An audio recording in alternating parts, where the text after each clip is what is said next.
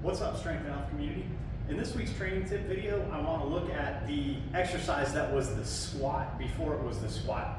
Now, back in the early days of the physical culture movement, they often referred to a movement as the deep knee bend, which essentially was a squat, but there were some really cool variations in the way that they performed the exercise. Now, one thing you got to understand if you start looking at a lot of these older physical culture texts, or if you start reading some of these books and stuff like that, that some of the guys from the late 1800s or the early 1900s wrote and talked about, you got to remember that the equipment was very archaic compared to what we have nowadays, with various types of model lifts and squat racks and all kinds of different machines that allow you to train your legs.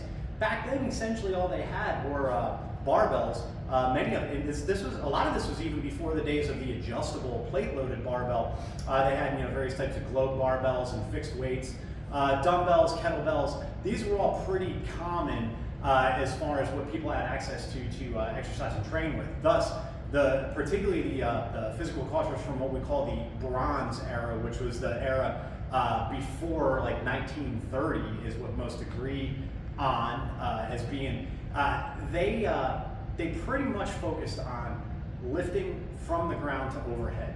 Now, they did put a lot of emphasis on training the arms, training the shoulders. You see a lot of curling exercises with dumbbells. You see a lot of shoulder raises and shoulder presses and things like that. But there were about, I think, 8 classic lifts, which were variations of what we know as Olympic lifting nowadays. Various types of cleaning, jerking overhead, pressing overhead, snatching overhead. And a lot of these variations were performed with one hand.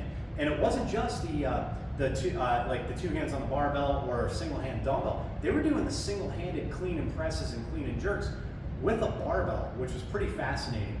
So again, the equipment was a little bit more archaic.